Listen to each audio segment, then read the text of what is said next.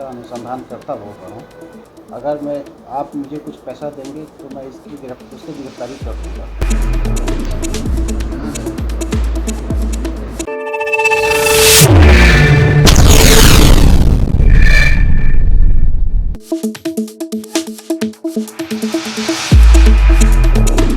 Cyber ठगी के इस मामले को सुनकर चौंक जाएंगे आप।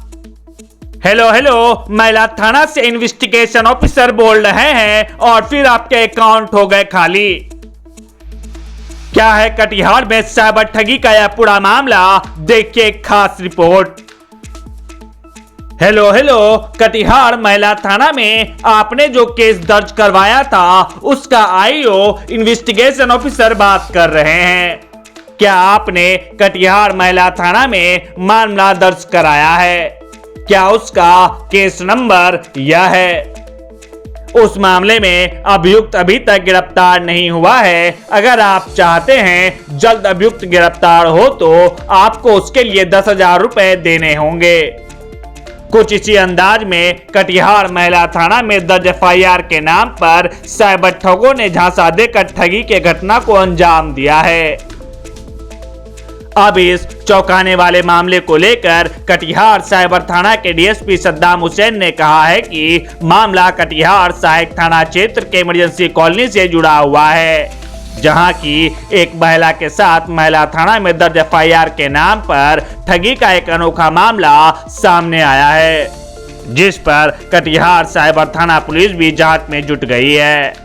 बड़ी बात यह है कि कटिहार साइबर थाना और महिला थाना एक ही बिल्डिंग में है। ऐसे में अब अपने ही जिला के एक ही बिल्डिंग में स्थित थाना में दर्ज मामला के नाम पर साइबर ठगी से पुलिस भी सकते में है। बताते चले, पिछले कुछ दिनों से साइबर ठगों के कई मामला कटिहार जिला में सुर्खियों में रहा है। कटिहार साइबर डीएसपी सद्दाम हुसैन इन मामलों का जल्द निष्पादन का दावा कर रहे हैं। वहीं इस पूरे मामले को लेकर क्या कह रहे हैं कटिहार साइबर थाना के डीएसपी सद्दाम हुसैन, आइए हम आपको दिखाते हैं इस रिपोर्ट में। Manish Kumar, public voice, Katihar.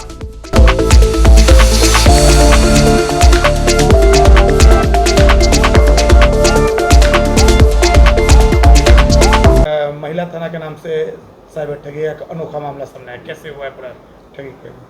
एक आवेदिका हैं एकावरी कुमारी, ये सहायक थाना क्षेत्र की रहने वाली हैं। इन्होंने केस दर्ज करवाया था महिला थाना कटिहार में। केस दर्ज कराने के 2 दिन के बाद ही इनके पास कॉल आया कि मैं इस केस का अनुसंधान करता होता हूँ और जो इस केस में अभियुक्त हैं उनकी गिरफ्तारी अभी तक नहीं हुई है। अगर आप मुझे कुछ पैसा देंगे तो मैं उसकी गिरफ्तारी कर दूँगा। और गिरफ्तारी के नाम पे उनसे 10,000 रुपये की मांग की गई और उस महिला ने उनको 5500 रुपया, उस साइबर फ्रॉड को 5500 रुपया ट्रांसफ़र भी किया।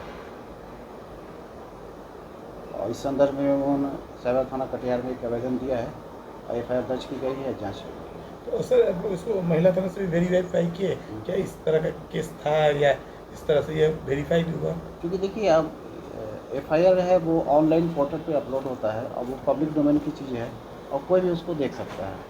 तो निश्चित तौर पे जो साइबर फ्रॉड है उसने डाटा वहीं से प्राप्त किया होगा और डाटा, चूँकि एफआईआर में उसके फैमिली मेम्बर्स और उसका कॉन्टैक्ट नंबर और केस का सारा ब्रीफ होता ही है, तो उस ब्रीफ के आधार पर उसने उसके साथ बात किया, उसको विश्वास दिलाया कि इस केस के बारे में मैं सब कुछ जानता हूँ, या उस महिला को इस विश्वास में लिया गया कि चूँकि मैं इस केस के बारे में सब कुछ जानता हूँ, यानी कि मैं ही इस केस का आईओ हूँ, और फिर उसे ठगी की गई।